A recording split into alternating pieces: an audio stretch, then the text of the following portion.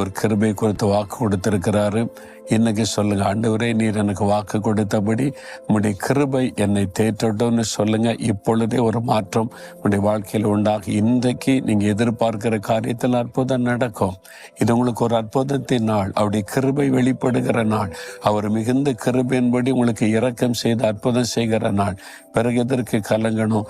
இந்த கிருபை நமக்கு எப்படி கிடைச்சது தெரியுமா? அவர் நமக்காக சிலுவையில் மரித்ததனால, நம்முடைய இடத்துல மரித்து நமக்காக எல்லாத்தையும் சுமந்து முடித்ததுனால இந்த கிருபை நமக்கு கிடைத்திருக்கிறாரு. அதை நினைத்து உங்களை தாழ்த்துங்க.